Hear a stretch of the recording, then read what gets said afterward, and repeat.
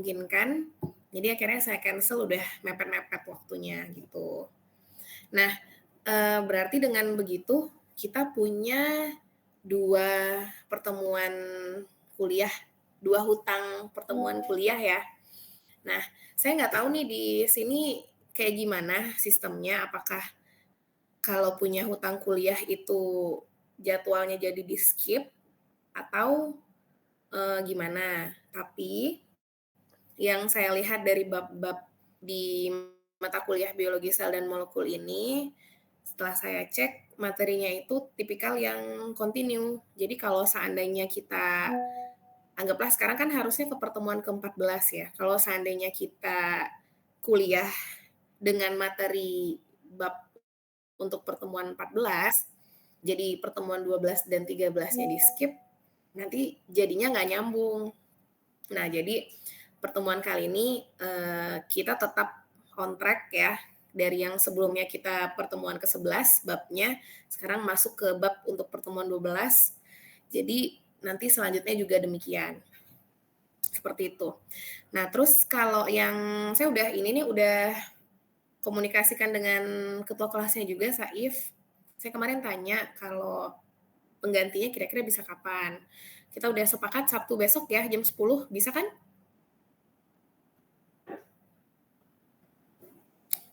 Bisa ya? Jam 10, besok kita kuliah pengganti. Nah, mungkin biar nggak capek, jadi mending tiap Sabtu aja. Jadi Sabtu ini kuliah jam 10 itu untuk pertemuan ke-13, lalu Selasa depan itu masuk pertemuan ke-14, lalu Sabtu minggu depannya pertemuan ke-15. Jadi nanti pas di Selasa depannya lagi itu masuk pertemuan ke-15 terakhir. Seperti itu ya. Baik. Kalau begitu kita ini udah 25 orang berhubung sudah hampir jam 10.15, kita mulai aja ya kuliahnya.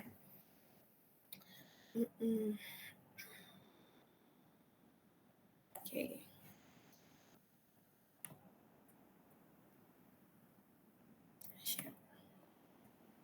Oke.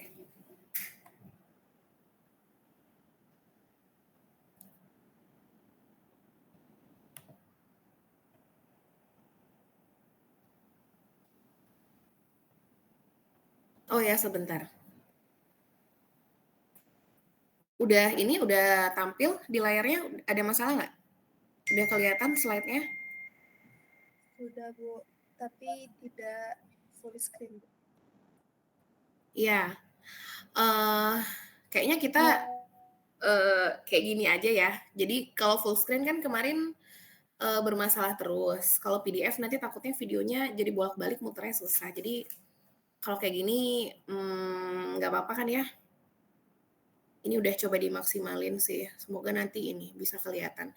Nanti kalau seandainya hurufnya kurang kelihatan atau gambarnya kurang jelas, nanti dikabari saya aja ya. Baik. Ini udah berapa orang ya? Udah 32 orang. Oke. Oke, baik ya. Nah, kita masuk ke pertemuan 12, yaitu tentang inti sel, kromosom, dan DNA, dan juga sintesis protein. Nah, di bab-bab sebelumnya kita udah jelasin berbagai macam makromolekul, terus juga ada berbagai macam organel-organel, juga teman-teman udah belajar ya di yang sebelumnya.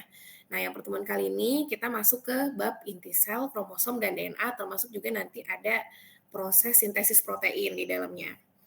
Nah, biar nggak ngantuk, kita lanjut ini dulu ya, absen sekaligus pretest dulu ya, teman-teman. Ini kebetulan saya nggak bisa bikin QR-nya nih, lagi nggak bisa, jadi pakai link aja. Bisa boleh dikerjakan mulai dari sekarang. Sampai pukul berapa nih? 5 menit aja ya, sampai 10.20 ya. Silakan dikerjakan.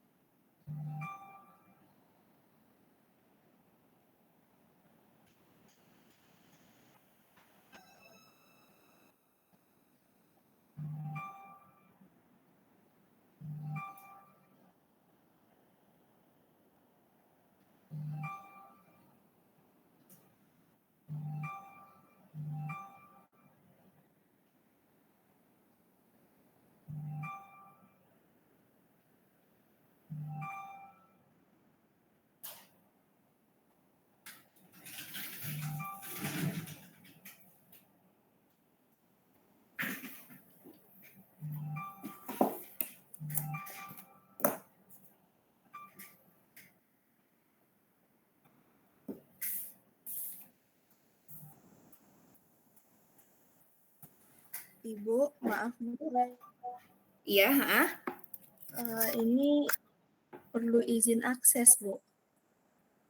Oh, ada yang pakai izin akses ya? Oh, sebentar.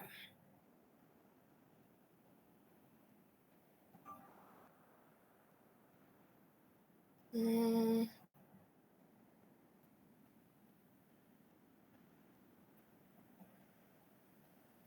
sebentar.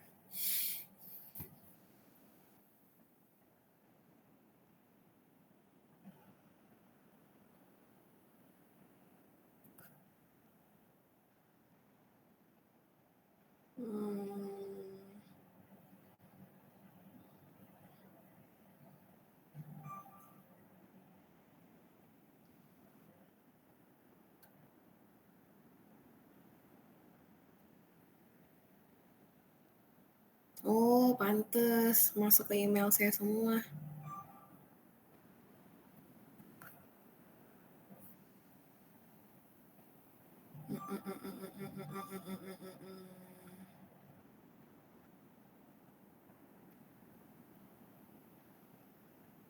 Sorry.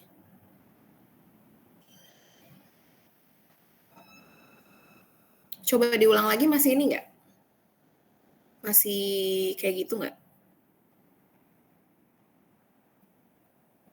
Udah bisa, Bu.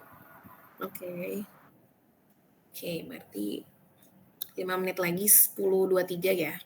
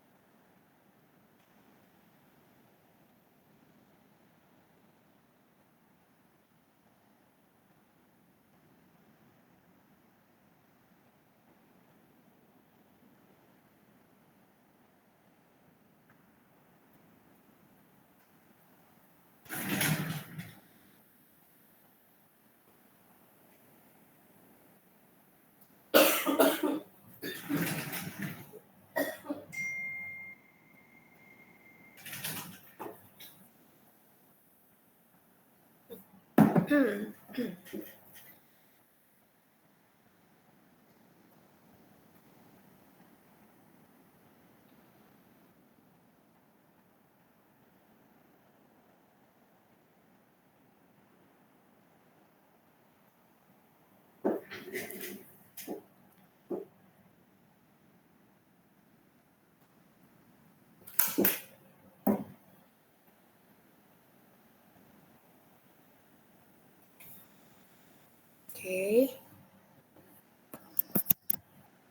Udah semua? Ada yang masih belum? Belum, Bu. Saya belum. Belum bisa, Bu. Soalnya nggak bisa Belum, dikirim. Bu. Bilang Bu, dapat nggak bisa Saya baru masuk, Bu. Oh, oke. Ada masalah? Nggak bisa disubmit, Bu. Kayak dapatkan link gitu. Bentar. Kenapa ya? Udah, saya cek lagi deh.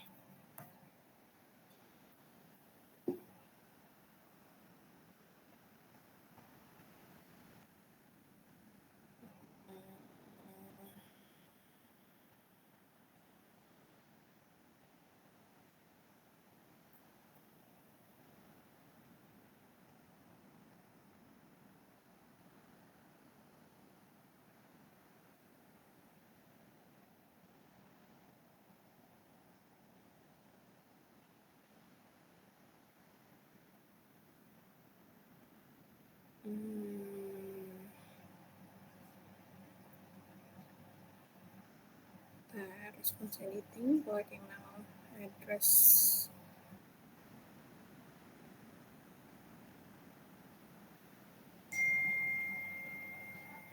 Sekarang gimana? Udah bisa disubmit belum?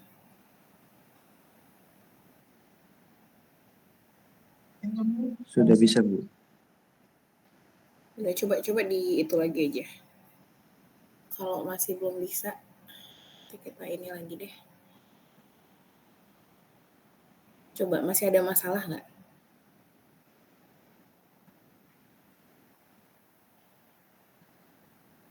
Ini saya yang submit baru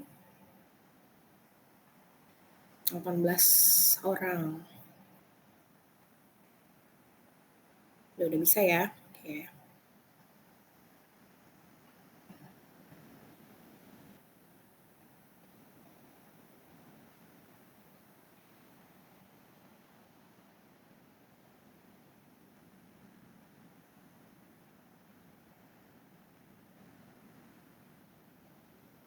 Jawabannya singkat aja boleh. Jadi sebenarnya kalau pretest kayak gini, fungsinya itu cuma untuk kayak apa ya? Cuma untuk tahu kira-kira teman-teman taunya itu udah sejauh mana gitu. Biasanya juga saya kalau pretest kayak gini nggak matokin nilai juga sih kalau di pretest harusnya. Jadi untuk ini aja, sekalian untuk absensi aja. Oke. Ibu izin mau nanya, ini mau submit tapi ini terus dapatkan link terus. Masih ya? Masuk. Atau coba ulang aja, di refresh bisa nggak? Coba ulang isi lagi, coba.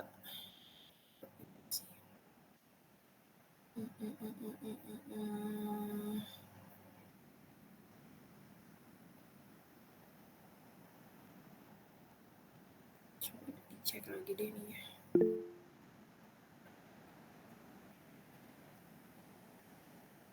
Masih nggak bisa, bentar ya. Kita cek dulu ya.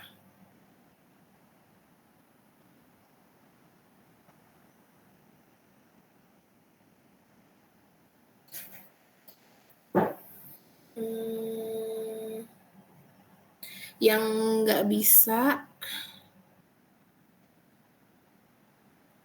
coba di ini. Di apa namanya?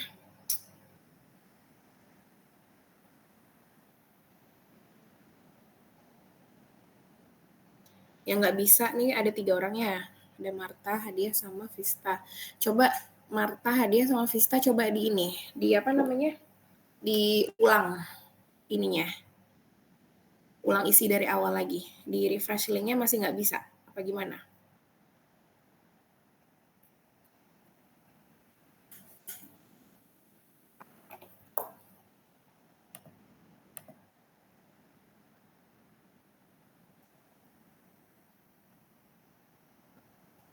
Hmm.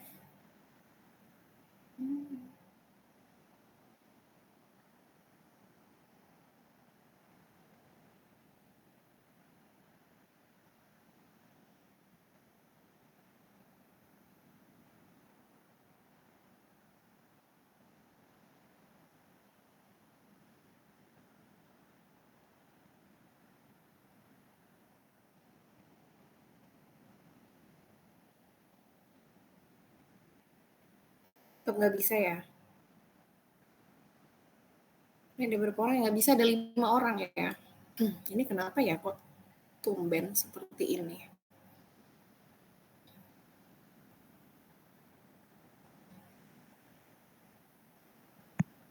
Udah bisa, Bu. Gimana? Udah bisa. Udah bisa. Oke.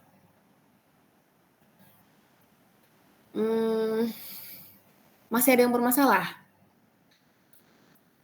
Kalau gini aja, kalau masih ada yang bermasalah coba ini di chat, di kolom chat, bilang bermasalah, terus nanti coba di ini aja, dikirim dalam Word aja ke email. Tadi udah lihat ininya kan?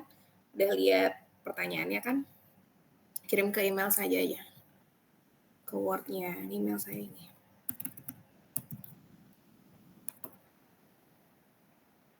Oke.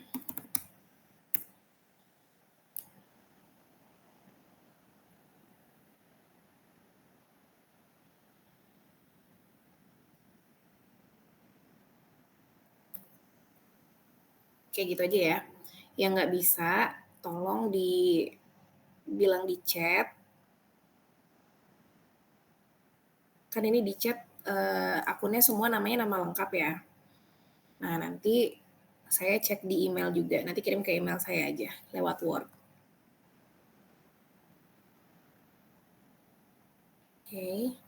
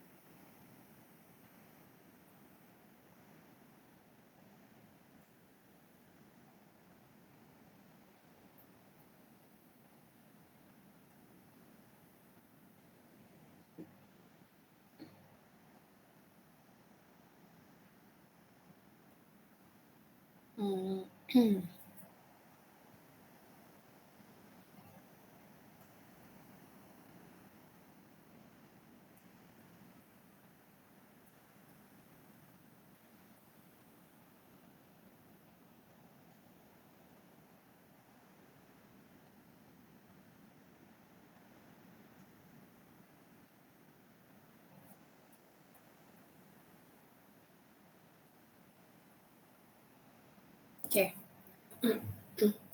Oke ya, kita bisa lanjut.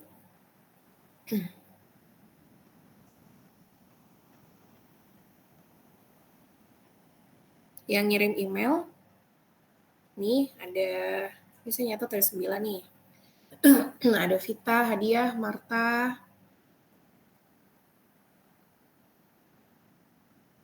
Amelia, Siti, Fatimah, Cici, Peggy, Rahma Aulia, Talita. Udah ini, udah apa namanya? Coba di submit email aja. Kalau masih nggak bisa lewat Google Form. Ya, ini saya udah catat namanya, nanti saya bisa cek di email saya aja. Oke. Nggak usah pakai Word deh, langsung di email aja nggak apa-apa sih. Ya, kalau pakai Word kelamaan nanti save-nya ribet.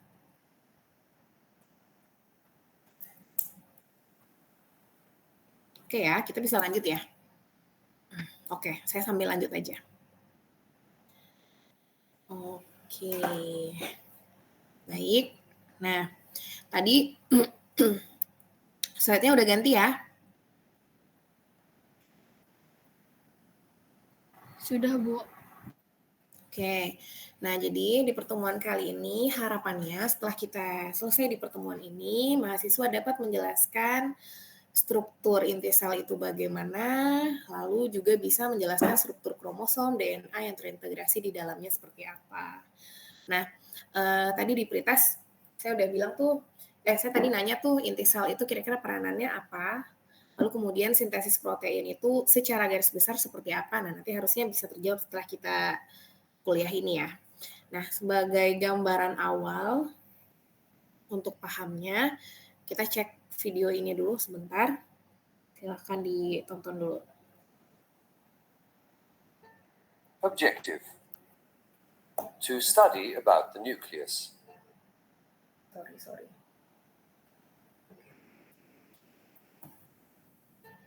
Objective: to study about the nucleus.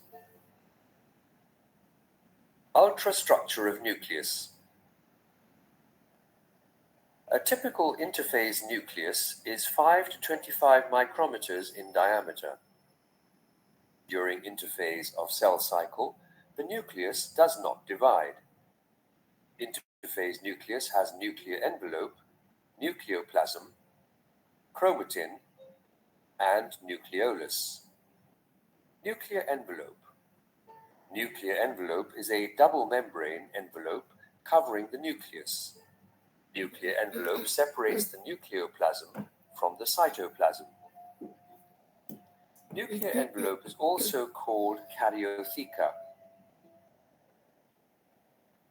Nuclear envelope is made up of two lipoproteinaceous trilamellar membranes. Each membrane is of 60 to 90 angstroms thick. The two membranes of the nuclear envelope are separated by perinuclear space. This space is of 10 to 50 nanometers in width. The outer membrane of the nuclear envelope is usually continuous with the endoplasmic reticulum. At many places, the nuclear envelope is interrupted by minute pores called nuclear pores. These nuclear pores are the passages through which the movement of RNA and protein molecules take place in both the directions between the nucleus and the cytoplasm. Nuclear pores are circular in shape with a diameter of 10 to 100 nanometers. The total number of pores in the nuclear envelope may vary from 100 to 10 to the power of 7. Nucleoplasm. The nucleus is filled with transparent, granular, homogeneous fluid called nucleoplasm or karyoplasm. Nucleoplasm is also called nuclear sap or karyolymph.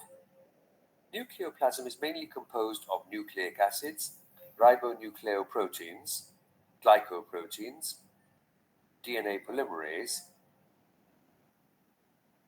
RNA polymerase, and NAD synthetase.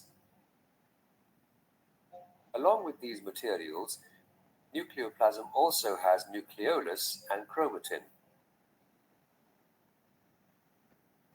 Nucleoli. The nucleoli are the spherical structures present in the nucleoplasm. Nucleolus is a membraneless, darkly stained, rounded structure. Nucleolus is also called plasmosome. A nucleus may contain one or two or many nucleoli.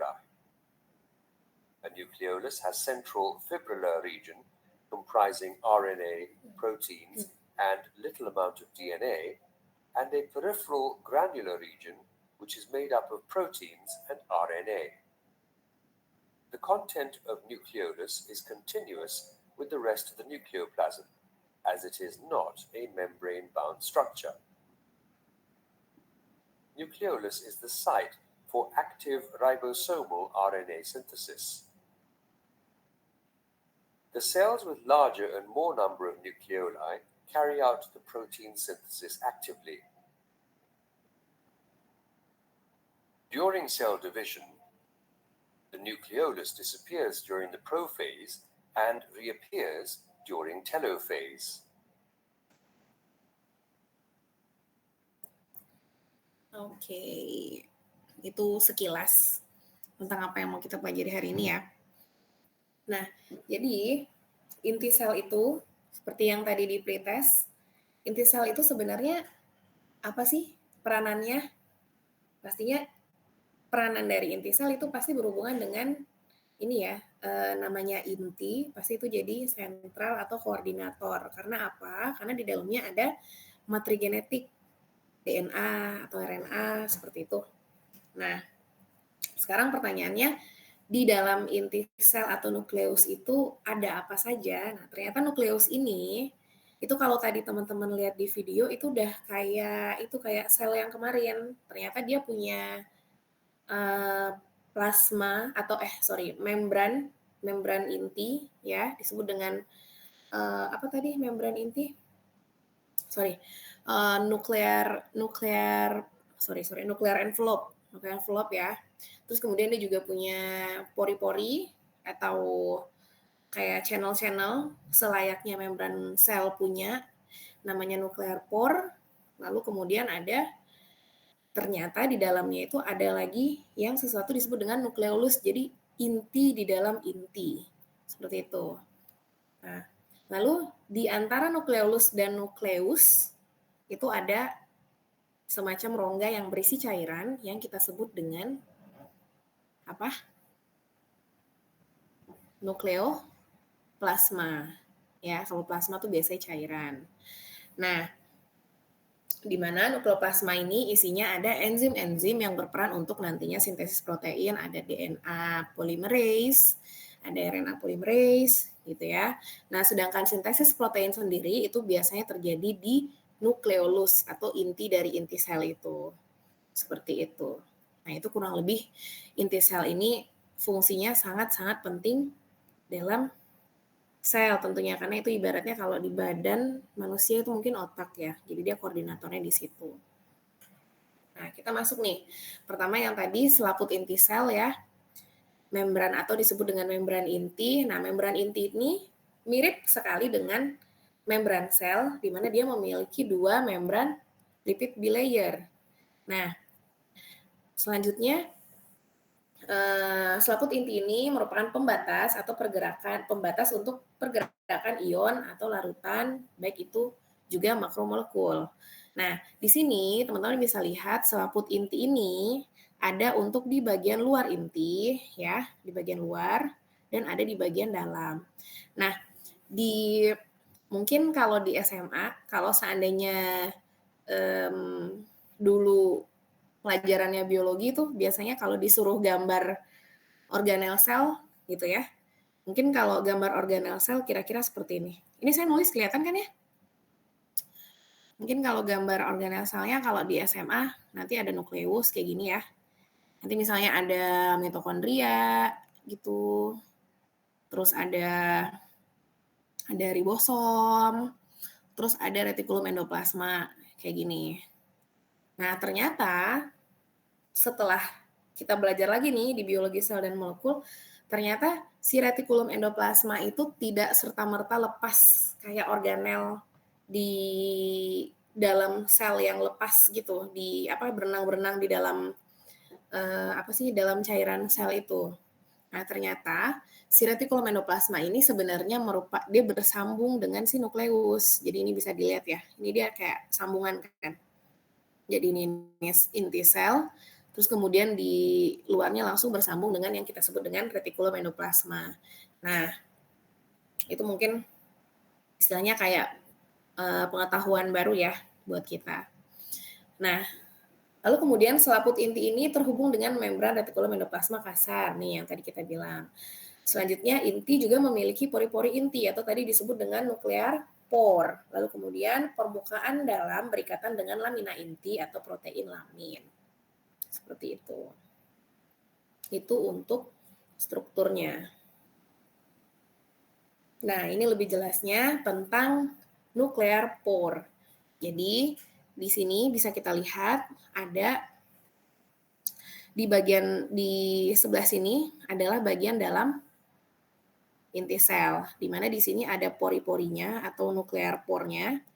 Tadi kalau yang di video nuclear pore fungsinya untuk apa? Untuk lalu lintas berbagai mikromolekul. Contohnya yaitu RNA dan molekul protein. Nah, jadi nuclear pore ini dia nanti bisa keluar masuk RNA dan protein-protein tertentu. Nah, perlu digarisbawahi kalau nuclear pore ini yang berinteraksi yang yang keluar masuk itu RNA bukan DNA ya. Kalau DNA kan nggak mungkin ya dia keluar masuk. Nah, di sini yang berlintas adalah RNA.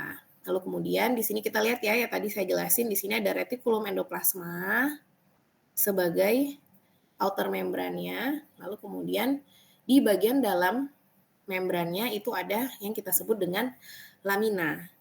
Seperti itu. Nah, ini sih pori-pori inti. Jadi, pori-pori inti ini merupakan kompleks pori atau yang disebut dengan NPC, Nuclear Pore Complex. Jadi, porinya itu cukup kompleks kalau dibandingkan dengan yang kita sebelumnya belajar kayak channel-channel di membran sel. Nah, ini benar-benar kompleks, ada proximal filamen, ada cytoplasmic ring, macam-macam, ada spoke-nya, ada apanya, macam-macam. Ini nggak untuk dihafalin sih. Menurut saya ini cuma untuk tahu aja kira-kira kalau seandainya pori-pori inti itu bentuknya seperti ini. Jadi tidak seperti channel atau pori-pori yang ada di membran sel. Nah, ini tadi yang dibilang ya, berperan dalam lalu lintas ribosom, mRNA, tRNA, serta protein-protein inti. Jadi di sini jangan nanti sampai bilang kalau di sini ada lalu lintas DNA. Karena nggak mungkin DNA harus keluar dari inti sel. Karena dalam sintesis protein yang berperan itu dalam dalam sintesis protein itu yang aktif, yang kerjanya aktif itu RNA, mRNA atau tRNA. Jadi dialah yang bolak-balik dari keluar atau ke dalam inti sel karena dia nanti harus ke ribosom juga. Seperti itu. Baik. Kita lanjut dulu. Nah, lalu bagaimana keadaan selaput inti pada saat pembelahan sel? Nah, keadaan selaput inti pada saat pembelahan sel itu nanti akan terjadi yang kita sebut dengan fragmentasi. Fragmentasi tahu kan artinya apa? Fragmentasi itu artinya adalah terpecah-pecah ya, membentuk fragmen-fragmen. Nah, ini bisa dilihat di gambar. Jadi pada fase kita tahu pembelahan sel kalau belajar pas SMA ya. Ini sebenarnya materi nanti di pertemuan ke-14. Tapi pas SMA pasti belajar kalau saat terjadi pembelahan sel, sebelum terjadi pembelahan sel itu dinamakan dengan fase interfase. Lalu kemudian masuk ke fase profase, metafase, anafase, lalu telofase. Nah, ini keadaan sel pada saat di fase interfase. Jadi di sini masih kelihatan ya, selaput intinya masih dalam keadaan utuh. Kita lihat sih posisi laminnya yang warna hijau. Jadi dia masih keadaan dalam posisi utuh. Nah, saat terjadi pembelahan sel, si lamin ini kemudian dia akan membentuk fragmen-fragmen. Fungsinya apa? Kenapa dia membentuk fragmen? Karena nanti si kromatin atau nanti di saat pembelahan sel dia akan membentuk kromosom perlu membelah dan juga inti sel juga harus mengalami pembelahan. Makanya inti sel juga nanti harus terpecah-pecah atau terfragmentasi lalu harus kemudian ketika sudah selesai di fase telofase dia mulai membentuk kembali si laminnya. Lalu kemudian nanti akan membentuk dua inti. Kira-kira seperti itu. Nah, jadi pada fase membentuk fragmentasi ini itu juga disebut dengan kata lain yaitu terfosforilasi, yaitu tepatnya pada fase mitosis yaitu profase. Nah, sedangkan saat dia terbentuk kembali, si laminnya itu tepatnya pada fase mitosis yaitu pada fase telofase. Jadi laminnya mulai terbentuk kembali atau disebut dengan kata defosforilasi. Sejauh ini bisa dipahami? Ada yang mau bertanya? Bu, izin bertanya. Iya, boleh. Untuk pembentukan inti baru itu di bagian profase, Bu? Pembentukan inti baru? Iya kan Bukan. tadi? Nah, jadi pembentukan inti. Jadi di dalam inti sel itu kan ada ini ya, ada kromatin ya. Nah, pada saat dia apa ya istilahnya? Saat fase interfase kan kromatin itu masih berada dalam inti sel. Nah, pada saat dia masuk ke fase mitosis, yaitu fase mitosis yang awal kan profase tuh. Nah, di fase mitosis yang awal profase itu, inti sel itu kan sudah mulai terfragmentasi ya, seperti ini. Gunanya apa? Agar si kromosom ini bisa lepas ke sitoplasma sel. Nah, barulah nanti terjadi tuh yang muncul benang-benang spindle, segala macam. Nah, nanti si inti sel, si selaput intinya itu dia akan menghilang dulu sementara saat fase mitosis mulai dari profase hingga anafase. Nah, nanti ketika si kromatin sudah mulai membelah segala macam sudah selesai pada fasenya, saat si sel itu sudah mulai membelah juga, baru nanti si inti sel sudah mulai terbentuk di masing-masing sisi belahannya itu. Nah, makanya di fase telofase mulailah si lamin ini terbentuk lagi. Jadi nanti akan pas nanti udah mau belah fase cleavage-nya itu ya namanya, nanti di situ ada inti sel yang sudah mulai membentuk jadi 2 juga di masing-masing ininya, masing-masing selnya. Kurang lebih kayak gitu nih ya. Baik Ibu, terima kasih. Nanti yang ini akan lebih mudah paham nanti di pertemuan ke-14, nanti lebih detail. Ini kurang lebih seperti itu ya. Ada yang mau tanya lagi?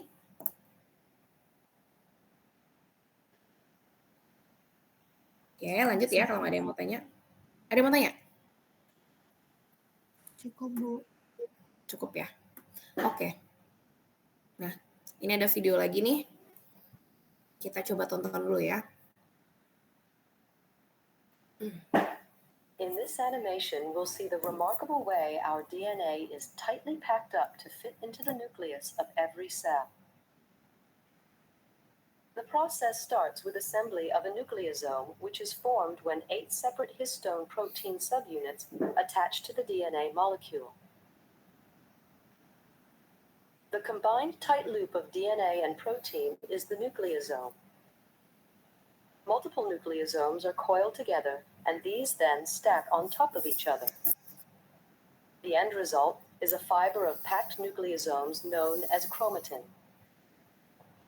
This fiber, which at this point is condensed to a thickness of 30 nanometers, is then looped and further packaged using other proteins which are not shown here.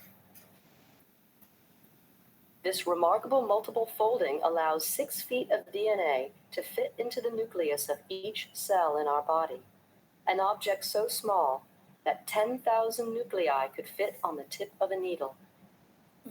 The end result is that the DNA is tightly packed into the familiar structures we can see through a microscope, chromosomes.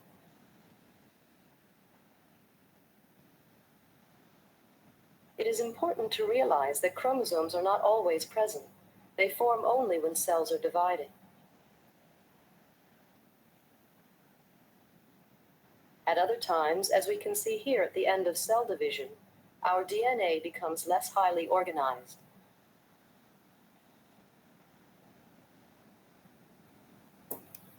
Oke.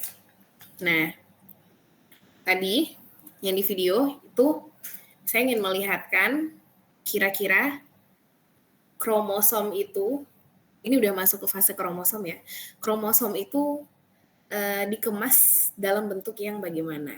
Nah, mungkin teman-teman di sini udah pernah dengar kata-kata DNA, gen, lalu kemudian genom, terus kemudian kromosom, kromatin, kromatid. Nah, tapi mungkin sebagian masih ada yang bingung.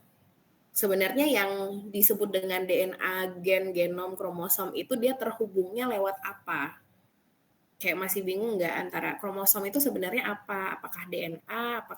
Apakah kromosom terdapat dalam DNA? Apakah DNA terdapat dalam kromosom? Terus DNA itu hubungannya dengan genom apa? Hubungannya dengan gen apa? Nah, di sini kita coba breakdown satu-satu ya. Nah, ini kalau digambar bisa dilihat nih.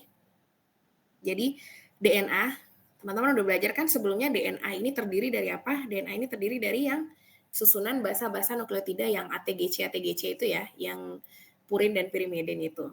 Nah, kemudian si DNA ini dia akan berikatan dengan yang kita sebut dengan protein histon. Jadi dia membentuk kumparan ya. Nah, kumparan ini akan membentuk fiber yang kita sebut dengan kromatin fiber, sehingga dia membentuk untaian kromosom. Kurang lebih seperti itu. Jadi DNA mengumpalnya karena berikatan dengan yang kita sebut dengan protein histon, lalu kemudian dia membentuk fiber berupa kromatin, lalu kemudian kromatin ini menggulung lagi, sehingga kita sebut dengan kromosom. Nah, jadi sebenarnya yang terkandung dalam kromosom adalah DNA. Oke, sedikit-sedikit udah mulai paham ya. Nah, jadi setiap molekul DNA dikemas dalam suatu kromosom. Nah, seluruh informasi genetik itu disimpan dalam kromosom suatu organisme yang kita sebut dengan genom. Nah, di sini muncul kata-kata baru yaitu genom. Jadi genom ini sebenarnya siapanya kromosom. Ya, genom itu artinya adalah sekumpulan dari gen. Jadi genom itu artinya adalah gen, sekian banyak gen, sekian ratus, sekian ribu gen, itu namanya genom. Nah, gen itu apa? Gen itu adalah DNA. Jadi kalau saya boleh gambar ini ada DNA nih. Saya tulis di mana ya? Di sini deh. Ini ada basa-basa nukleotida ya. Misalnya ada basa-basa apa gitu. Panjang, ini biasanya bisa sampai ratusan ribu. Nah, ini sebenarnya kan kita sebut DNA ya. Nah, beberapa DNA ini, jadi sekumpulan basa ini, atau seberapa panjang DNA ini, biasanya gen itu ratusan basa, itu disebut dengan gen. Misalnya disebut ini gen X, lalu kemudian ini nanti ada lagi gen Y, lalu kemudian ada lagi gen apa gitu, gen Z misalnya. Nah, kumpulan gen ini sampai dia habis, nanti ya DNA-nya itu disebut dengan yang namanya genom. Jadi whole DNA ini disebut dengan genom. Seperti itu. Nah, genom ini atau DNA ini dia nanti akan membentuk kumparan dengan yang kita sebut dengan protein histon. Sehingga terbentuklah menjadi kromatin, lalu terbentuklah menjadi kromosom. Kurang lebih seperti itu. Jadi pada manusia, untuk genom E. coli itu sendiri itu bisa mengandung basa sekitar 4,7 kali 10 pangkat 6 DNA. Itu hanya dalam satu kromosom. Nah, sedangkan pada manusia itu pasti lebih besar lagi. Jadi ada sebanyak 3 kali 10 pangkat 9 nukleotida. Nukleotida itu yang ATGC tadi, yang tersebar pada 23 pasang kromosom atau yaitu 46 kromosom. Nah, pada fase mitosis, kromosom dikemas sangat kompak, sedangkan pada fase interfase, kromosom akan berada pada fase istirahat atau kondensasi, ya, biasanya disebut dengan kromatin, dan aktif mensintesis RNA. Nah, ini nanti yang pada fase mitosis ini nanti akan kita pelajari lebih lanjut di pertemuan ke-14.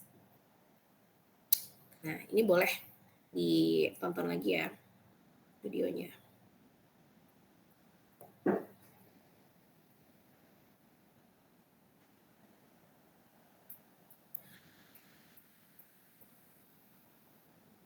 Nah, ini dia cuma jelasin ini dalam bentuk kromosom, lalu kemudian tadi yang dalam bentuk kromatin, dan di dalamnya terdapat DNA.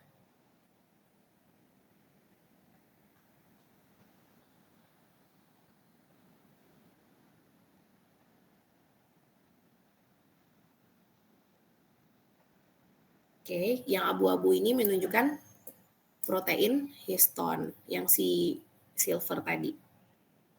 Oke.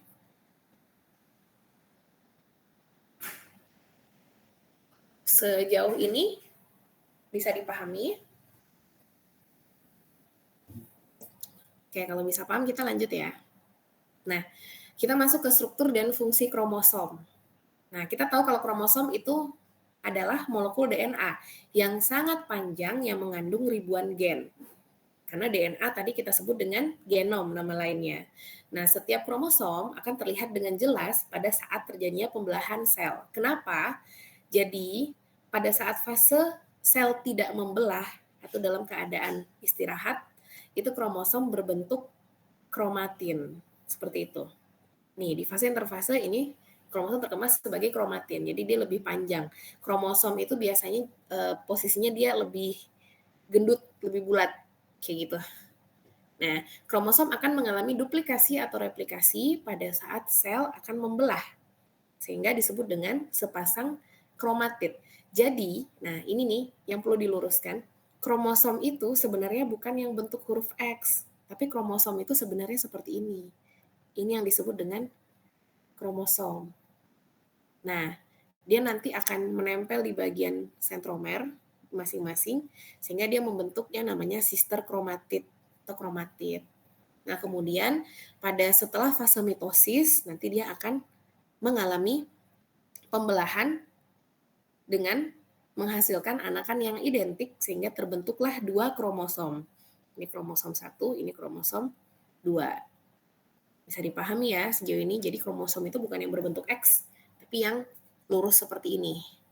Nah, di bagian tengah kromosom itu ada yang kita sebut dengan sentromer, sentromer. Nah, pada saat pembelahan sel, pasang kromatid akan terpisah, lalu menghasilkan 2 sel anakan yang identik, seperti yang tadi saya jelaskan. Nah, lalu fungsi dari kromosom ini apa? Nah, kromosom ini mampu mensintesis RNA, yaitu dilakukan pada tahap transkripsi. Nah, lalu kemudian juga bisa bereplikasi sehingga bisa didistribusikan ke sel anak. Didistribusikan maksudnya ke sel anak adalah didistribusikan DNA-nya. Jadi konsep dari replikasi itu adalah untuk mereplikasi, untuk menggandakan informasi genetik. Nah, dalam hal ini kromosom berperan karena di dalam kromosom balik lagi ada DNA-nya. Jadi yang direplikasi adalah sebenarnya DNA-nya. Nah, pada saat replikasi diperlukan ada beberapa hal, yaitu ada DNA replication origin, ya, berperan untuk mengarahkan mesin replikasi dan untuk segregasi kromosom. Lalu selanjutnya, saat replikasi juga diperlukan sentromer. Sentromer itu tadi yang bagian tengah atau pusat. Nah, ini berperan untuk mengikatkan molekul DNA ke kumparan mitosis. Kumparan mitosis itu nanti kita kenal dengan istilah benang spindle selama fase pembelahan sel. Nah, setiap kromosom juga memiliki 1 sentromer, sehingga menjamin bahwa setiap anak sel menerima 1 dari kedua kopi molekul DNA yang direplikasi. Nah, ini nanti di ini aja ya, kita cek nanti yang di 14 ya.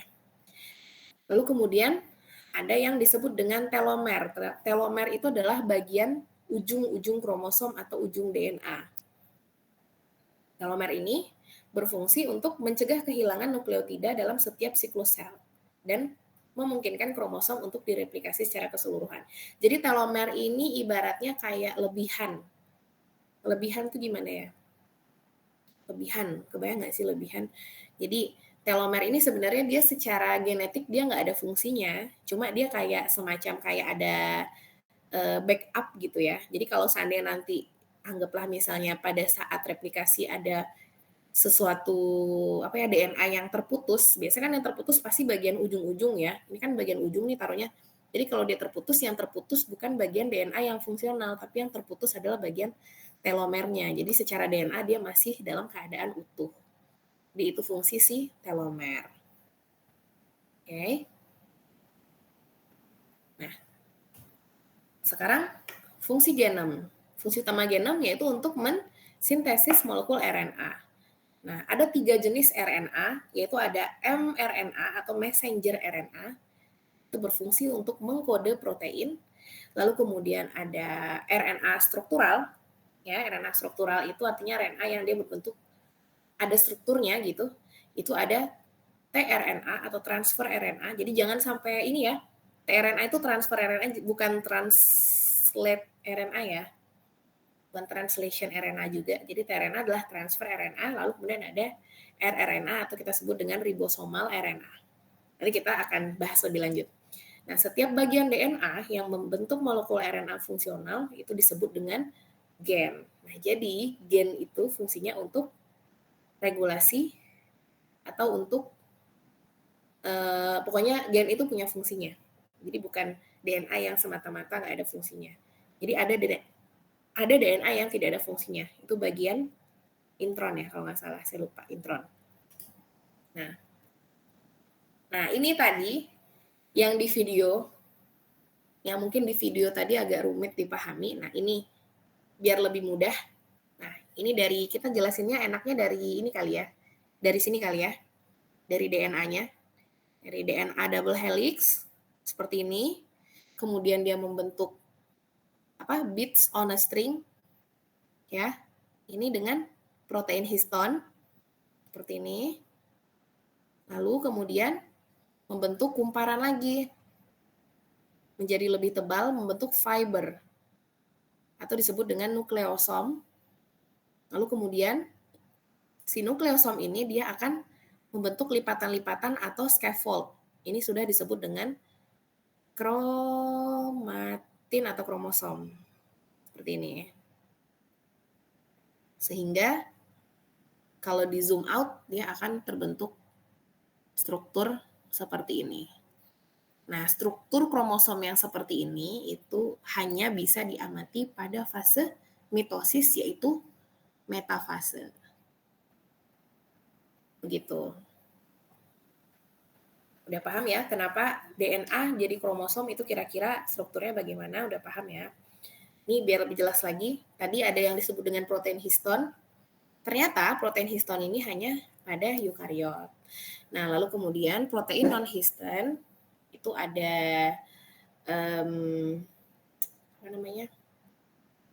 ada 2 jenis proteinnya, ada histon dan non-histon. Kemudian kedua jenis protein dan DNA itu membentuk kromatin. Nah, histon itu adalah protein molekul kecil yang mengandung banyak asam amino bermuatan positif. Jadi perlu diingat histon itu muatannya positif. Sementara kita tahu bahwa DNA muatannya negatif. Makanya histon dapat berikatan dengan DNA. Jadi bisa berikatan karena yang satu positif, yang satu negatif. Seperti itu. Nah, kemudian terdapat 2 kelompok histon, yaitu histon nukleosom dan histon H1. Histon nukleosom adalah histon yang ini, yang yang merah. Ini histon nukleosom, bukan yang merah. Yang merah DNA. Histon nukleosom itu yang kuning. Kuning ya. Nanti habis itu barulah diikat oleh histon H1. Jadi antar nukleosom itu dia saling binding karena si H1 ini. Kurang lebih seperti itu.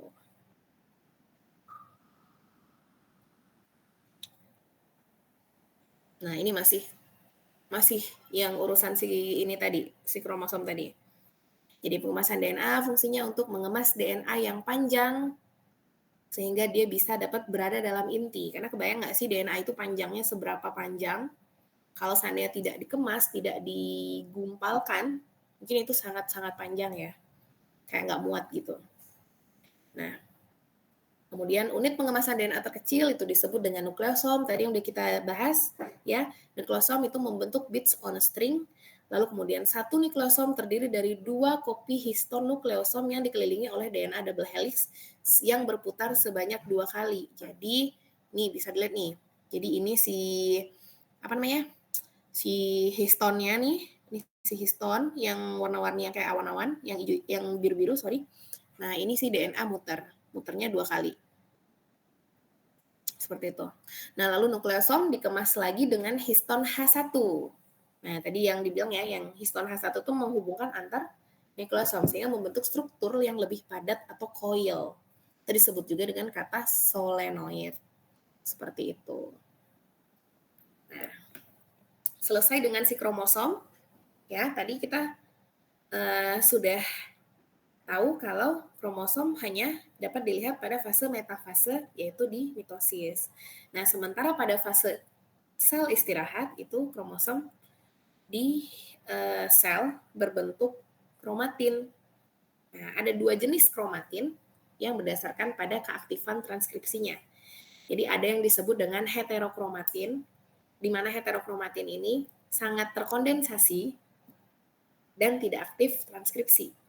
Sedangkan yang satu lagi, eurokromatin, itu sangat aktif, bersifat aktif transkripsi. Nah, heterokromatin ini dibagi 2 lagi nih. Ada heterokromatin yang konstitutif, ada heterokromatin yang fakultatif. Heterokromatin konstitutif itu mengalami pengemasan yang sangat kompak dalam sel dan bersifat permanen. Nah, heterokromatin konstitutif ini biasanya tersimpan di dalam daerah sentromer. Sentromer tadi apa?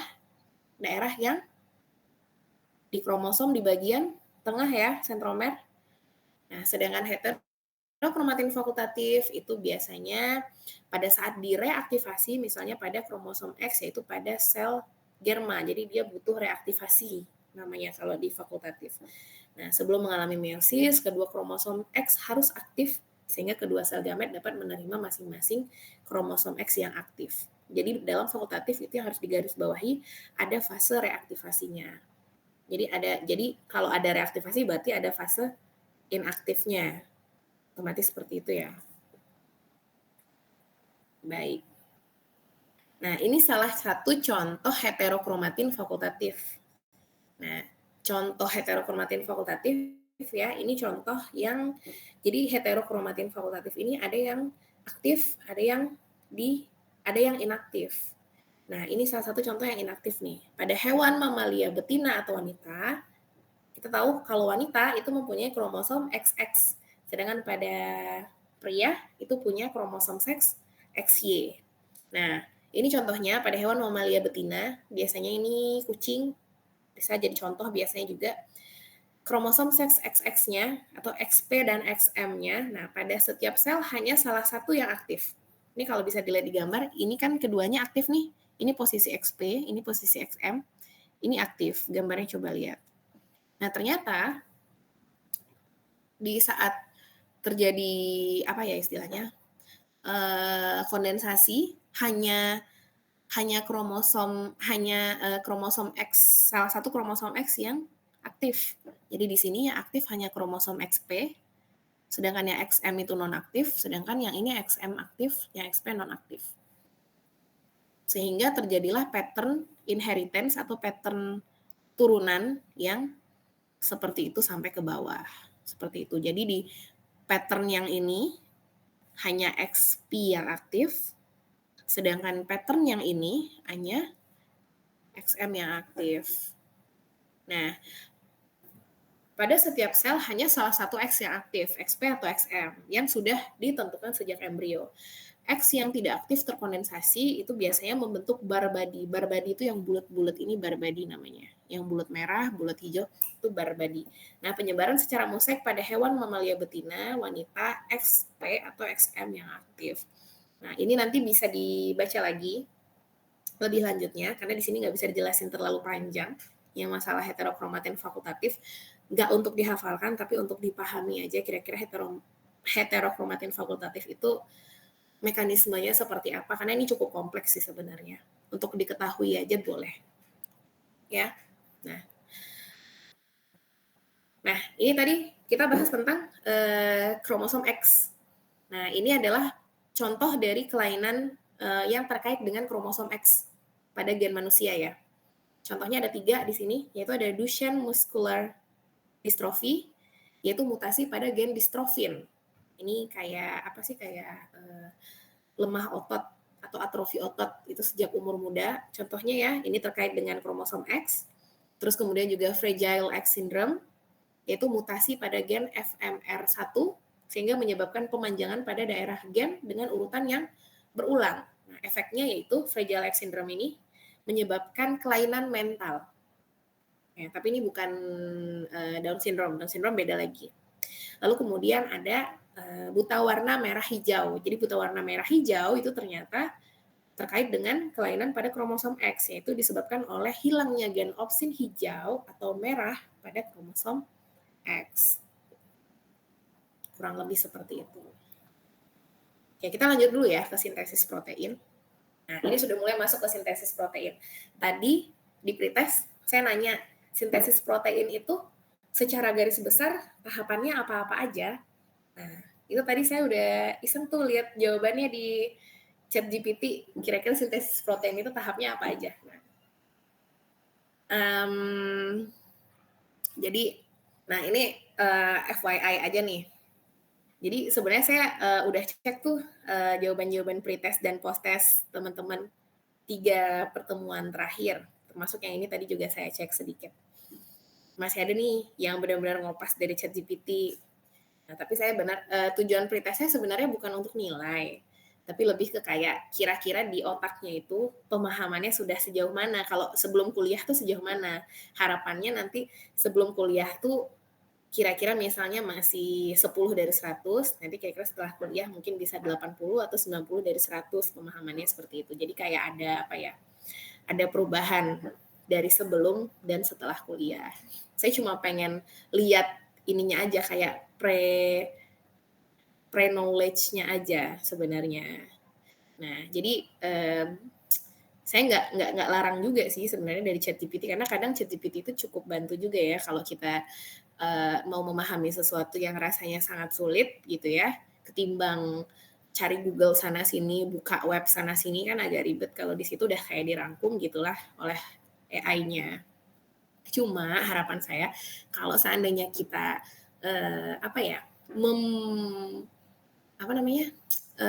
minta bantuan dari AI seperti itu, harapannya bisa lain kali itu bisa kayak dirangkum lagi. Jadi jangan mentok-mentok di kopas gitu. Kadang tuh kelihatan tuh yang kopas karena nanti jawabannya pasti sama yang lain. Itu tinggal kayak ada 5 orang tuh sama plek-plekan.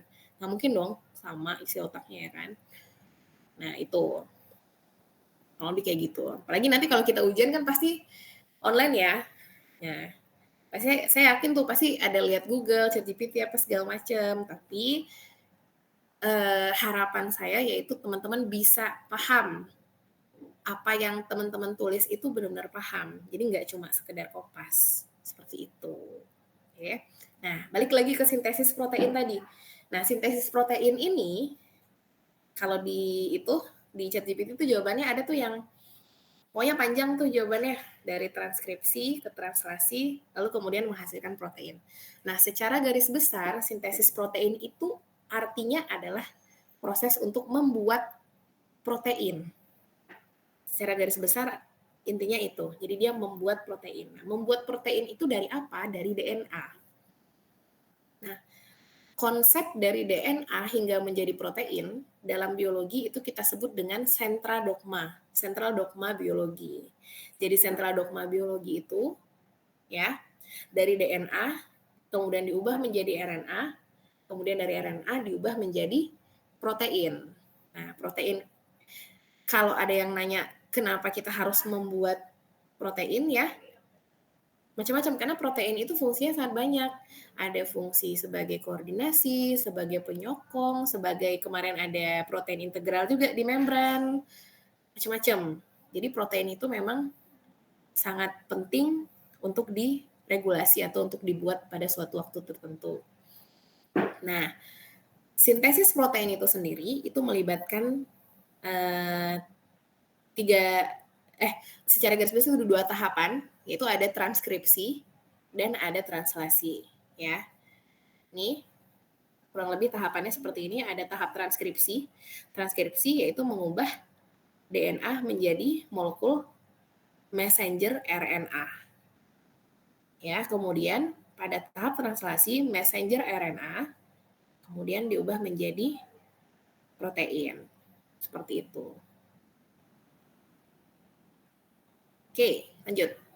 Nah, jadi aliran informasi genetik itu dalam sentra dogma biologi itu adalah dari DNA menuju protein.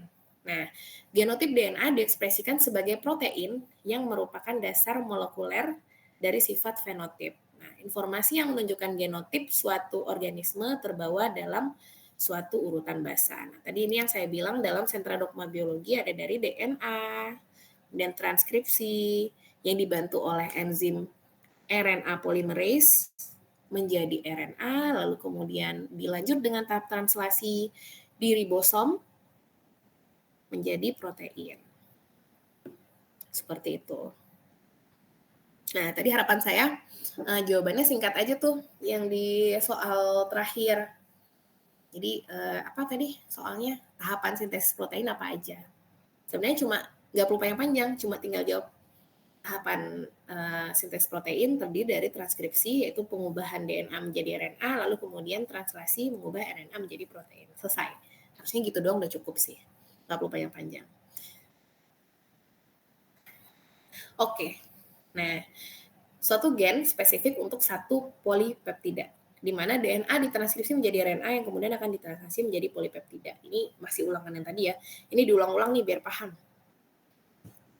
Nah, ini kita bisa nonton dulu biar lebih mudah dipahami. Oke, silahkan.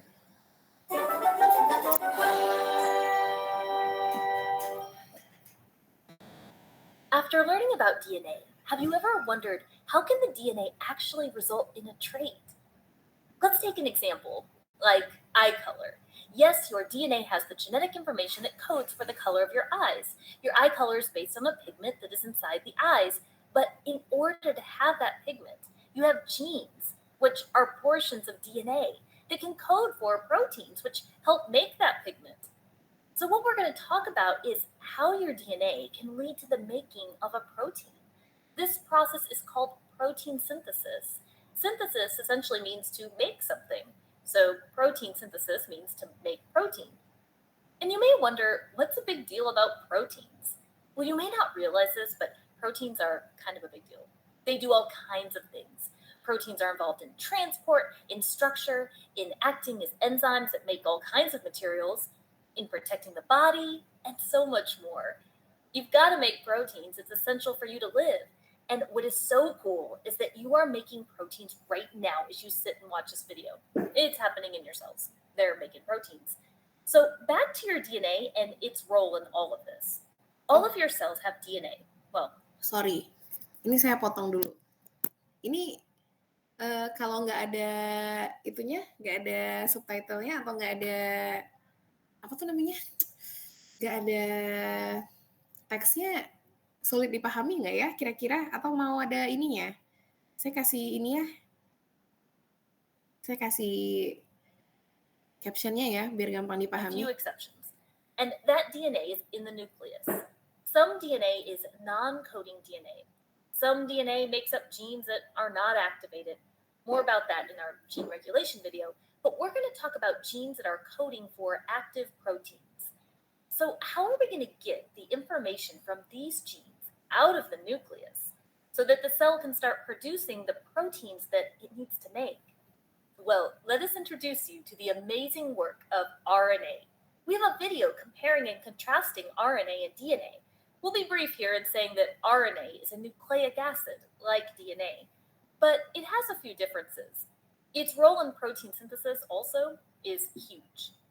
Before we get into the process, please note our typical disclaimer. We tend to simplify topics, but as always, we hope that you have the desire to explore this complex, amazing process later on, to learn all about the extra information that we don't have the ability to include in this short video. In protein synthesis, we can look at two major steps. One is transcription, and the other is translation. Transcription has a C in it, and translation has an L in it. I remember that C comes before L in the alphabet, which helps me remember that transcription comes first. I like a lot of alphabet mnemonics. The transcription is when we're going to transcribe the DNA into a message. In your cells, the DNA is in the nucleus, so therefore we're doing transcription in the nucleus. In the step of transcription, an enzyme called RNA polymerase will connect complementary RNA bases to the DNA. These RNA bases are bonded together to form a single-stranded mRNA. The M in mRNA stands for messenger. Messenger RNA consists of a message made of RNA that has been based on the DNA. We do want to mention that this mRNA is not usually ready to go right away. There's usually a significant amount of mRNA editing that occurs. We highly encourage you to do some reading about that because it's not only fascinating, it's critical for the process to work correctly. So what's something great about being mRNA? Well, in eukaryotes, you get out of the nucleus. The mRNA can go out of the nucleus into the cytoplasm where it's going to attach to a ribosome. Ribosomes make protein. The ribosome is made of rRNA, and that's an easy one to remember because the R stands for ribosomal RNA. The ribosome is going to build our protein in the next step called translation. You know, you can find a lot of great clips and animations on translation that are just fantastic. We're just going to break down some basics of what's happening. In the cytoplasm, if you look at this, you have all these tRNA molecules available. tRNA stands for transfer RNA. They carry an amino acid on them. An amino acid is the monomer for a protein. It's a building block for protein. Since we're making proteins, we're going to need those amino acids to build it. If you have a bunch of amino acids together, you can build a protein. So it's the tRNA that is going to bring those amino acids together to make that. But wait, how does the tRNA know which amino acids to bring? That's why the mRNA, the message, is so important because it's going to direct which tRNAs come in and therefore which amino acids are transferred. All of these tRNAs are looking for complementary bases. When they find the complementary bases on the mRNA, they transfer their amino acid. When tRNA is bringing in the amino acids, it reads the bases, represented by these letters here on the mRNA, in threes. So it doesn't read one letter at a time, it reads in triplets. That's called a codon. So for example, in this mRNA, the tRNA would read the codon AUG. One of these tRNAs contains a complementary anticodon, which in this case is UAC. All tRNAs that have the anticodon UAC will be carrying an amino acid called methionine. A tRNA with the UAC anticodon comes in to pair with the complementary AUG codon on the mRNA. It transfers the amino acid it carries, methionine. The tRNA will eventually leave, but it will leave behind its amino acid. That's the first amino acid before looking at the next codon. Before we do the next codon to carry this on, if you're wondering, how did you know that the tRNA that went with the AUG codon would be carrying an amino acid called methionine? Well, for that, you will find a codon chart helpful. You can learn to use a codon chart to determine which amino acid each mRNA codon will code for. Isn't it so fascinating that scientists have been able to determine which amino acid corresponds with these codons? I used to have a codon chart poster and just marvel at that. You can see on a codon chart that the AUG codon on the mRNA codes for methionine. AUG is also considered a start codon, as methionine is typically going to be your first amino acid in proteins. There are many types of amino acids in the codon chart, but there are even more possible codon combinations. That means there can be more than one codon that code for the same amino acid. For example, according to the mRNA codon chart, all of these mRNA codons here code for the same amino acid, leucine. That means their complementary tRNAs all carry the same amino acid, leucine. Okay, so going back to the mRNA, let's try the next codon on this mRNA, CCA. On the codon chart, you can see that codes for the amino acid proline. The complementary tRNA has the anticodon GGU. And look, there's the proline that we knew it would be carrying. The tRNA will transfer that amino acid and eventually leave where it can pick up another amino acid. These amino acids are held together by a peptide bond, and it will keep on growing. Typically, at the very end of the mRNA, there is a stop codon. Stop codons do not code for an amino acid, but when the ribosome reaches it, it indicates that the protein building is finished. So the result of translation is that you built a chain of amino acids that were brought in certain sequences based on the coding of the mRNA. But remember, that mRNA was complementary to the DNA. So the DNA ultimately was the director of the entire protein building. Of course, it couldn't have done it without some serious help from mRNA, rRNA, and tRNA. Protein folding and modification may occur, and the protein may need to be transported. This can all vary based on the protein structure and function. Another fascinating topic for another Amoeba Sisters video. Well, that's it for the Amoeba Sisters. I remind you to stay curious. Oke. Saya rasa udah gampang dipahamin ya sekarang. Jadi kira-kira proses transkripsi dan translasi itu seperti apa? Ya, dari DNA, kemudian DNA ini akan dilepas. DNA artinya double helix ya. DNA akan dilepas double helixnya sehingga punya single strand-nya itu, masing-masing single strand akan dibentuk pasangannya oleh yang kita sebut dengan proses transkripsi, itu namanya untai mRNA atau messenger RNA. Tadi disebutkan. Jadi ini kayak pasangannya si single strand DNA tadi. Lalu kemudian mRNA ini akan keluar dari nukleus menuju ribosom atau disebut dengan dibantu dengan ribosomal RNA ya. Nah, si untaian messenger RNA tadi akan ditranslasikan dengan bantuan transfer RNA, di mana transfer RNA ini akan match dengan kodon atau 3 basa nukleotida tadi, 3 basa atau dengan yang kita sebut apa tadi, asam amino ya. Begitu dia match ke masing-masing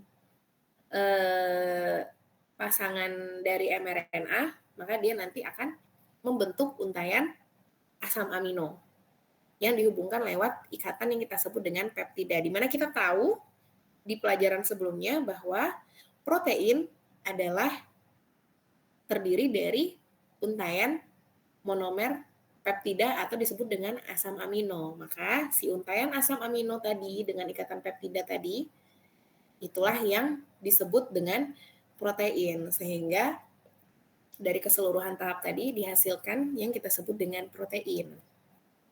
Nah, lebih seperti itu. Kayaknya di video udah mantep banget nih. Udah paham harusnya. Nah, ini yang tadi dijelaskan juga bahwa ada banyak sekali asam amino. Kurang lebih ada berapa ini ya? Belasan ada kayaknya ya. Nah, masing-masing jadi tiap tiga apa ya namanya, tiga pasang basa itu mengkode asam-asam amino tertentu yang disebut dengan kodon. Jadi kodon dan asam amino itu sama ya, jadi nggak usah bingung lagi. Nah, itu disebut dengan triplet basa. Nah, setiap kodon akan menunjukkan asam amino tertentu atau polipeptida yang spesifik. Ada leusin, valin, alanin, glisin, macam-macam. Nah, tentunya ya, satu asam amino itu bisa macam-macam kodonnya. Contohnya di sini apa? Leusin. Tadi yang contohin leusin. Leusin ada yang kodonnya UUA, UUG, CUU, CUC, CUA, dan CUG. Nah, proses si translasi tadi juga ditentukan oleh yang namanya start codon. Ya, start codon yaitu metionin AUG, lalu kemudian dia akan berhenti atau diterminasi pada tahap ketika dia match dengan stop codon, yaitu UAA, UAG atau UGA. Nah, ini tadi lebih jelasnya ya. Ini yang abu-abu, yang cetakan DNA-nya si biru, kemudian mRNA-nya abu-abu. Lalu yang abu-abu, cetakan mRNA, ya, yang timin diubah menjadi urasil, nanti jadi cetakan mRNA yang pink, lalu ditranslasikan menjadi satu-satu ini, asam amino yang membentuk proteinnya. Nah, transkripsi menghasilkan message genetik dalam bentuk RNA, sehingga disebut dengan mRNA atau messenger RNA karena dia menghasilkan message ya. Nah, tentunya transkripsi ini tidak serta-merta terjadi dengan sendirinya, yaitu dengan bantuan enzim yang kita sebut dengan RNA polymerase. RNA polymerase. Pokoknya kalau ada yang ase-ase belakangnya itu pasti enzim ya. Kayak nuklease atau misalnya apa kalau di lambung ada enzim lipase, pokoknya kalau ada ase-ase itu enzim. Nah, arah transkripsi itu terjadi dari 5 aksen ke 3 aksen. Nah, ini contohnya. Jadi ketika dia dibantu RNA polymerase ya untuk membuka RNA polymerase itu untuk membentuk ininya, untuk memasangkan basa nukleotidanya. Nah, kemudian dia membentuk si RNA baru atau strand RNA. Nah, selama proses transkripsi DNA helix itu akan membuka tadi ya. Nah, itu nanti ada di replikasi, dijelasin lebih lanjut. Nah, nukleotida RNA akan terbentuk di sepanjang salah satu benang DNA mengikuti aturan pemasangan basa. Kenapa salah satu? Karena DNA itu kan konsepnya berpasangan ya. Jadi dia salah satu aja udah cukup. Nanti dia bisa dibentuk. Nanti dia bisa ini istilahnya kalau seandainya direplikasi ya. Kalau seandainya dia dia kan 2 tuh. Nanti kalau seandainya cuma salah satu pun di copy nggak masalah karena dia kan posisinya dia berpasang-pasangan. Jadi otomatis nanti dia bisa membuat pasangannya lagi. Nah, nukleotida RNA yang terbentuk itu di sepanjang salah satu benang DNA mengikuti aturan pemasangan basa. Aturan pemasangan basa apa? Purin pasangannya adalah pirimidin. Jadi A ketemu dengan T, kemudian G berpasangan dengan C. Tapi pada saat di RNA, A itu akan berpasangan dengan U atau berikatan dengan U. Nah, mRNA kemudian akan terlepas dari benang DNA dan bergabung kembali. Jadi, ketika proses transkripsi selesai, kan terbentuk RNA tuh. Di sini ya. Nah, ini ketika dia membuka, kan ini terjadi kayak gelendong bukaan gitu ya. Terus kemudian ini udah mulai terbentuk transkripsi, ada mRNA udah mulai terbentuk, kemudian mRNA-nya semakin panjang karena dia berjalan dari sini ke sini, jadi gelendongnya itu kayak jalan gitu sampai prosesnya selesai. Ketika RNA itu selesai, maka RNA polymerase-nya juga nanti lepas dari sini ya. Tadi kan ini nempel nih di sini, dibantu. Kemudian DNA-nya gimana? DNA-nya kembali ke wujud semula, jadi gelendongnya udah nggak ada lagi. Kayak udah nggak ada kayak bubble. Ada bubble-nya lagi. Nah, RNA eukariot akan diproses sebelum meninggalkan inti atau nukleus. Nah, diproses maksudnya di sini apa? Nah, kita tahu kalau setelah proses transkripsi akan membentuk yang kita sebut dengan messenger RNA. Messenger RNA ini akan keluar dari nukleus menuju sitoplasma, tepatnya ke ribosom untuk melakukan proses translasi. Nah, ternyata ya RNA ini pada eukariot ya, itu tidak serta-merta habis transkripsi langsung keluar dari nukleus lewat nuklear pornya, tapi ternyata ada proses yang kita sebut dengan pemotongan bagian-bagian intron. Nah, jadi di sini dari DNA itu ada ekson, intron, ya. Terus kemudian RNA tentunya karena dia menyalin urutan dari DNA, otomatis dia juga punya intron. Nah, intron ini akan dibuang atau disebut dengan prosesnya disebut dengan splicing namanya, splicing. Nah, lalu kemudian barulah yang tersisa hanya ekson. Ekson inilah disebut dengan coding sequence, seperti itu. Oke. Nah, lalu kemudian terdapat intron segmen yang tidak memiliki informasi. Jadi intron ini tidak memiliki informasi atau tidak berguna. Selama pemrosesan RNA itu akan dipotong. Nah, kemudian terjadi penambahan urutan tudung atau kepala ekor A. Kepala A dan ekor. Jadi ada di RNA itu ada penambahan kepala dan ekor. Kepala dan ekor itu maksudnya ujung-ujungnya itu ada penambahan. Penambahannya apa? Yaitu berupa poli A. Jadi poli A itu kayak tadi kita taunya pas mulai apa tadi translasi ya, itu kan bagian start codonnya AUG tuh. Nah sebelum AUG itu, ini ada AUG nih, metionin ya tadi ya. Nah sebelum AUG ini ada A panjang sekali. Ini disebut dengan polyethyl. Nah, yang penasaran polyethyl, boleh dicari tahu sendiri polyethyl itu apa, atau fungsinya banyak.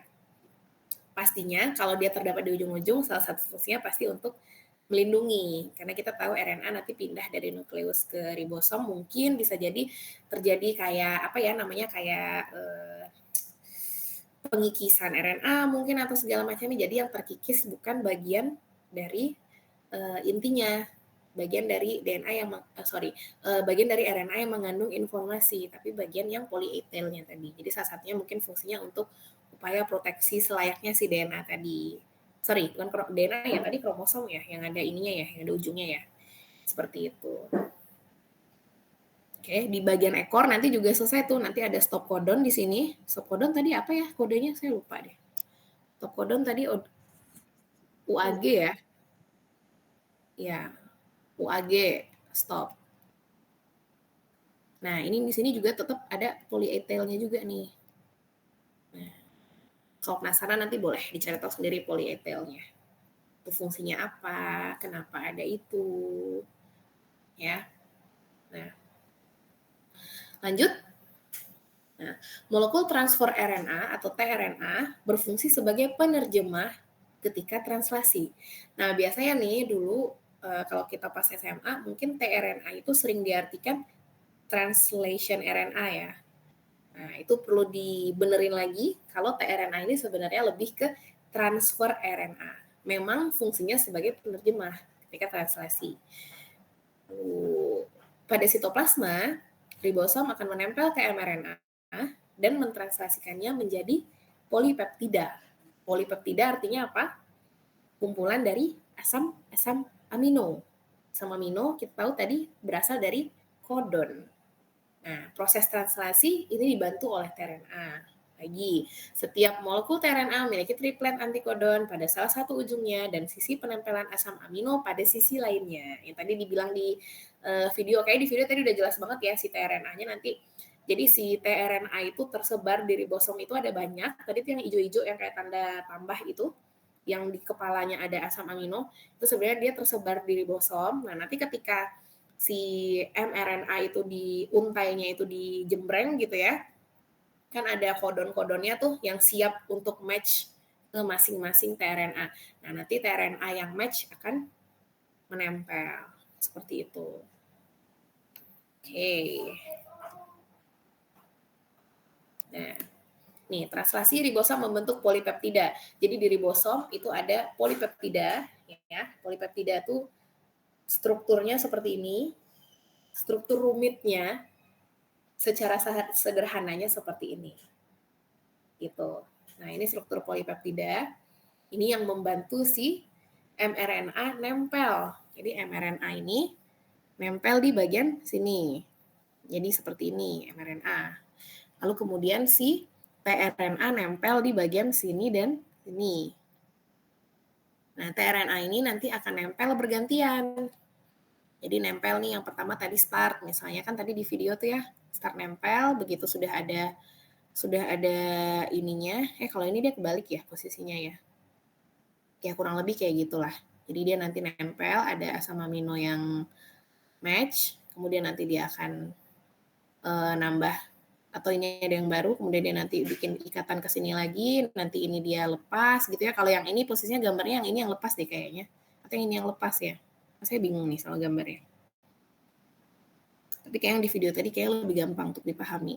Jadi intinya dia kayak begitu dia match, lepas, match, lepas, match, lepas, tapi yang polipeptidanya ini membentuk rantai. Kayak gitu. Saya rasa kayak ini gampang sih dipahamin. Kalau di video tadi kayak jelas banget ya ininya, bagaimana cara membuat ininya. Nah ini, mRNA, tRNA, dan ribosom bekerja sama membentuk polipeptida dimulai dari pada tahap penempelan start codon. Tahap pertama, start codon atau inisiator tRNA. Dimulai dari metionin, lalu kemudian diikat pada posisi P site dan A site. Ya. Lalu kemudian ini apa? Sebentar, saya bingung deh ini gambarnya kayak gimana. Oh, oke. Lalu kemudian berlanjut sampai nanti si di A site-nya sampai di akhir menempel tRNA yang antikodon. Sehingga pada tahapan ini gimana? Tunggu. Saya malah bingung sama gambar yang ini. Lebih gampang yang itu ya tadi ya. Oh, sorry. Ini bukan antikodon, saya pikir stop. Sorry. Jadi tadi nih, yang ini udah dari metionin, udah berlanjut. Ini ya, udah dari metionin ya. Asam amino pertama, lanjut ke tahapan selanjutnya nih.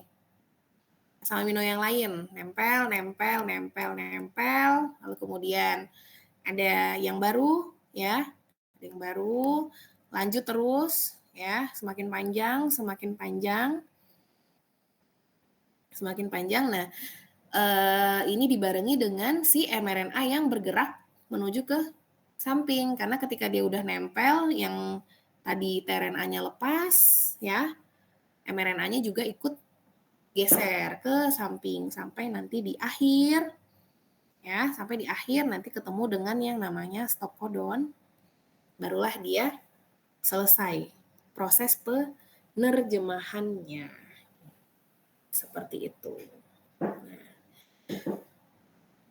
ini diulang lagi materinya, aliran informasi genetik di dalam sel, ya, tadi yang saya bilang sentra dogma biologi, dimulai dari DNA, diubah menjadi RNA, lalu kemudian berakhir menjadi protein. Nah, di stage satunya ada transkripsi, stage satunya ada mRNA yang diubah menjadi template DNA, lalu kemudian ada stage 2, ya. Setiap asam amino akan attach dengan tRNA-nya masing-masing, dibantu dengan enzim yang spesifik tentunya dan juga membutuhkan ATP. Ya, ini yang tadi nggak kita bahas. Jadi sebenarnya dalam proses ini juga butuh energi atau ATP. Lalu kemudian dilanjut dengan sintesis polipeptida, sehingga menghasilkan yang kita sebut dengan protein. Seperti itu. Nah, ini masih yang tadi. Ini cuma diulang-ulang nih. Udah berkali-kali diulang dari tadi. Oke. Nah, ini nih yang kita sebut protein itu adalah ini. Karena kita tahu protein adalah kumpulan dari asam amino atau yang disebut dengan polipeptida. Kenapa dibilang polipeptida? Karena asam aminonya berikatan satu sama lain dengan ikatan peptida. Kayak gitu ya. Oke. Selesai materinya sejauh ini. Kira-kira ada yang mau ditanyakan?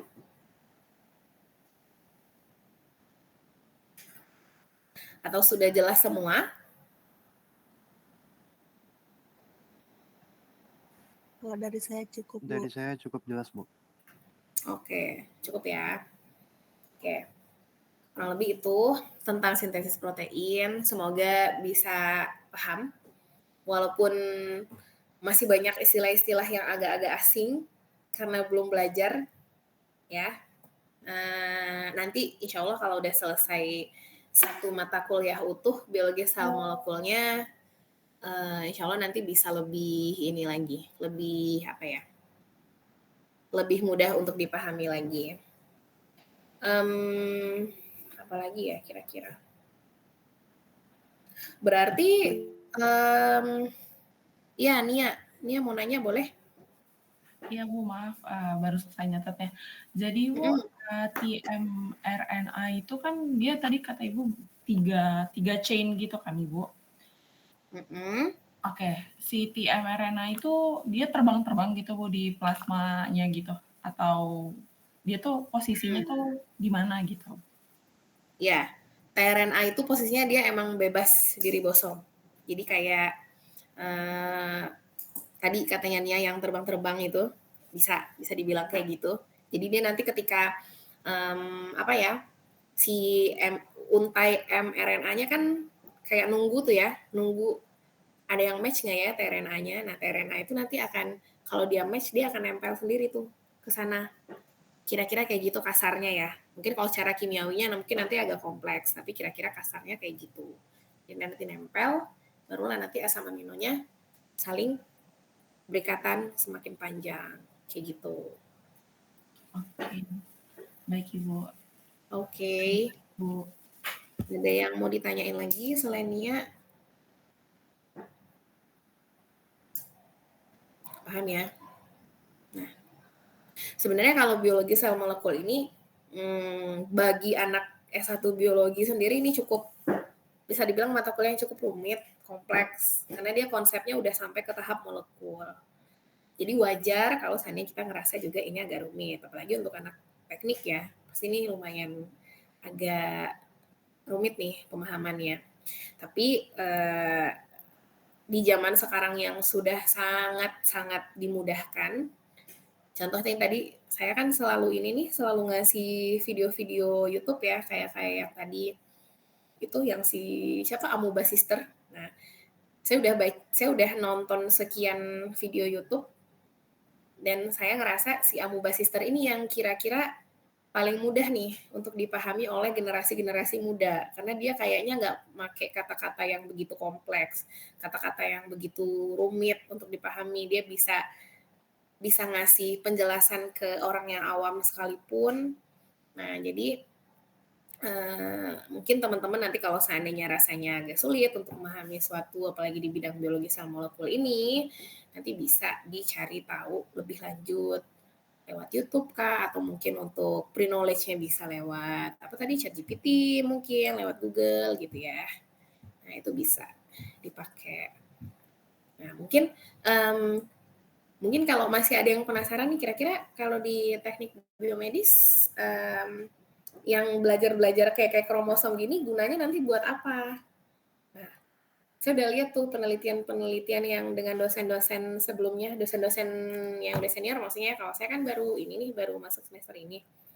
Saya lihat penelitiannya kan banyak yang tentang ke biosensor, atau biosinyal, macam-macam ya, atau implan, saya lihat juga ada implan. Nah, kalau yang terkait dengan biologi sel dan molekul ini, nanti sebenarnya aplikasinya ke teknik biomedis, ke instrumentasi itu lebih ke instrumentasi diagnostik molekuler biasanya, kayak bikin alat PCR, sequencing kan itu membaca sequence genom ya, otomatis kita harus tahu kromosomnya seperti apa, genom itu apa, DNA itu apa. Nah, itu nanti aplikasinya bisa ke arah sana. Nanti kalau masih ada yang bertanya-tanya, nah kira-kira aplikasinya ke arah sini nih, gitu.